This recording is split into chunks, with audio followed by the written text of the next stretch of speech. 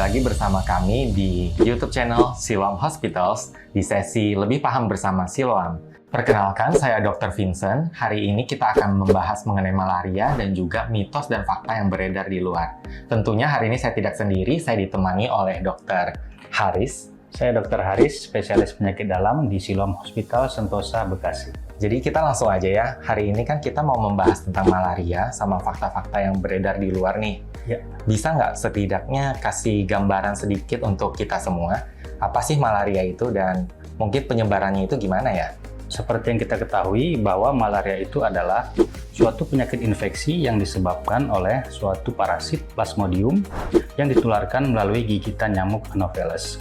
Jadi Plasmodium itu ada 5 jenis, Dok, dan masing-masing memiliki variasi dalam hal siklus hidup, inkubasi, bahkan gejala klinis dan pengobatannya juga ada variasi yang berbeda antara Plasmodium yang satu dengan yang lain. Jadi secara umum manifestasi klinis atau gejala klinis malaria itu bisa dari mulai yang ringan sampai malaria yang berat. Misalnya yang ringan, pasien datang dengan demam, nyeri kepala, nyeri otot, mual muntah, diare, bahkan bisa sampai ke malaria yang berat seperti pasiennya mulai kuning, anemia, gagal ginjal, gangguan fungsi hati, kejang-kejang, bahkan sampai kematian. Tapi penyebaran malaria juga tidak di seluruh Indonesia, Dok. Hanya beberapa daerah saja yang kita sebut dengan daerah endemis malaria.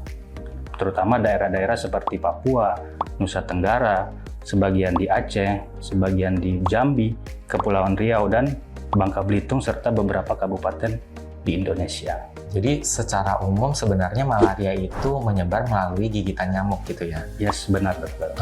Tapi saya juga pernah dengar kayaknya malaria juga bisa menyebar lewat transfusi darah atau mungkin dari ibu ke anak. Itu benar nggak sih, Dok? Yang benar itu dari transfusi darah memang benar, Dok. Tapi dari ibu ke anak tidak bisa menyebar. Tidak bisa ya? Tidak bisa menyebar. Oke. Selain ini juga di luar sana banyak statement-statement nih yang mungkin perlu bantuan dokter untuk meluruskan. Oke. Jadi boleh kita mulai ya, Dok? Ayo kita bahas saja. Oke, yang pertama, malaria tidak bisa terjadi secara berulang. Wah. Nah, ini gimana nih, Dok? Ini saya rasa ini salah, ini mitos ini. Jadi yang benarnya itu gimana, Dok? Jadi sebenarnya, Dok, malaria itu bisa berulang pada orang yang sama. Kalau di kita itu medis itu ada 3 hal yang menyebabkan. Yang pertama namanya infeksi berulang atau reinfeksi, di mana orang yang sudah pernah kena malaria sembuh lalu mendapat gigitan nyamuk Anopheles, masuk Plasmodium baru, menderita malaria episode kedua. Nah, yang kedua kita menyebutnya dengan rekrudensi, yaitu orang yang pernah kena malaria lalu diobati namun pengobatannya tidak komplit sehingga masih ada Plasmodium yang hidup dan berkembang menjadi episode kedua. Yang ketiga kita menyebutnya relapse karena kita sebutkan tadi bahwa malaria memiliki siklus hidup yang berbeda. Nah, ada 2 jenis Plasmodium yang dia hidup setelah masuk ke badan kita, dia dorman di hati. Sebagian hidup, aktif, sebagian dorman atau diam di hati. Sehingga saat yang aktif sudah kita eradikasi, tuntas. Nah, suatu saat, apakah berbulan-bulan kemudian, ataukah bertahun-tahun kemudian saat imun kita rendah, dia bisa terjadi episode kedua. Jadi, kalau ada mitos yang menyatakan bahwa malaria tidak bisa berulang, itu adalah benar-benar mitos. Mitos ya? Ya. Nah, jadi ada statement selanjutnya nih, Dok, bahwa lotion atau obat nyamuk mampu cegah malaria. Nah, ini gimana nih, Dok? Wah, kalau ini, Dok, ini benar fakta. Karena penularan malaria adalah melalui dengan gigitan nyamuk Anopheles. Jadi dengan cara kita bisa mencegah gigitan nyamuk, tentu saja kita akan mengurangi resiko terkena infeksi malaria, Dok. Begitu. Jadi selain lotion sama obat nyamuk nih, Dok, kira-kira ada cara-cara lain nggak untuk mencegah gigitan malaria ini atau gimana caranya supaya kita nggak terinfeksi malaria?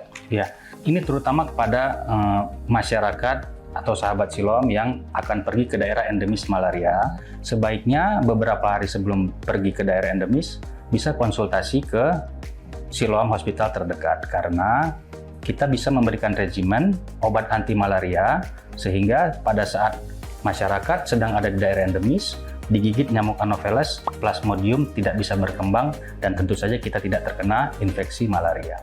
Oh, selain regimen itu, kira-kira ada mungkin yang sudah tinggal di daerah endemis itu, mungkin ada cara lain, mungkin penggunaan kelambu gitu ya dok ya? Iya, mungkin menjaga kewaspadaan kita agar tidak tergigit nyamuk Anopheles, atau kita juga bisa menjaga dengan mengurangi vektor atau mengurangi produksi nyamuk.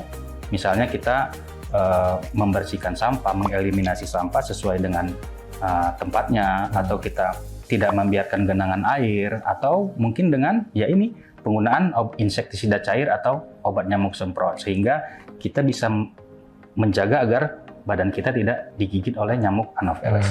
Oke, jadi ada statement selanjutnya nih dok. Pasien hanya perlu ke dokter apabila malaria sudah parah. Nah, ini tanggapan dokter gimana nih? Wah, ini adalah mitos dok. Mitos ya? Karena sebaiknya pasien, apalagi orang yang baru pergi ke daerah endemik di bawah 2 bulan mendapatkan demam, sebaiknya hari kedua sudah berobat ke fasilitas kesehatan terdekat. Mendiagnosa malaria dengan cepat tentu saja akan memberikan pengobatan dengan tepat sesuai dengan jenis Plasmodium, sehingga orang tersebut atau pasien tersebut tidak jatuh ke kondisi malaria berat. Kondisi malaria berat itu contohnya seperti apa nih dok? Malaria berat itu contohnya malaria yang sudah berkomplikasi dok. Misalnya dia sudah mulai kejang-kejang, gagal ginjal akut, infeksi di otak, gangguan paru-paru. Karena malaria berkomplikasi, dia bisa mengganggu organ-organ vital di seluruh tubuh. Dan bahkan bisa fatal menyebabkan kematian. Jadi jangan sampai parah dulu, baru berobat. Setidaknya dari awal sudah ada risiko malaria, langsung aja berobat supaya cepat dideteksi dan diobati. Nah, sekarang kita sampai ke statement terakhir yang beredar nih dok. Malaria dapat membunuh sel darah.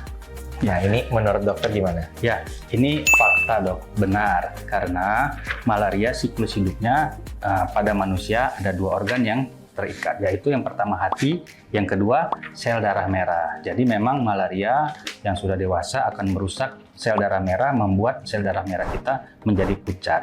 Makanya pasien malaria biasanya datang, keluhan lainnya adalah pasiennya anemia atau HB-nya rendah. Bisa nggak dokter kasih tips gitu, gimana caranya untuk menjaga diri kita supaya terhindar dari malaria?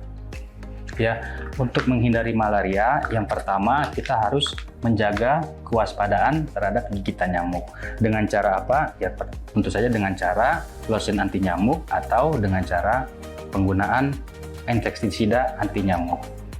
Yang kedua, kita harus mengendalikan vektor dok, atau mengendalikan nyamuk dengan cara seperti tadi yang kita jelaskan, membuang sampah pada tempatnya, mencegah genangan air, dan penggunaan obat nyamuk semprot supaya nyamuk tidak banyak berkembang.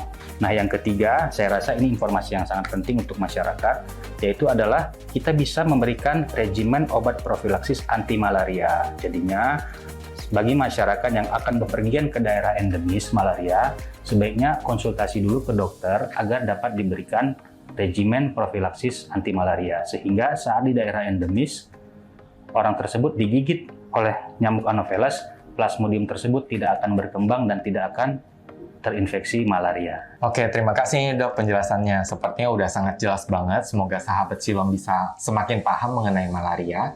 Dan kalau sahabat Siloam masih ada pertanyaan mengenai malaria, bisa komen di bawah. Dan juga jangan lupa untuk subscribe YouTube channel kita di Siloam Hospitals. Dan jangan juga lupa untuk menekan tombol loncengnya supaya kalian bisa tetap dapetin notifikasi mengenai edukasi-edukasi dari Siloam setiap minggunya. Sampai jumpa sahabat Siloam. Salam sehat!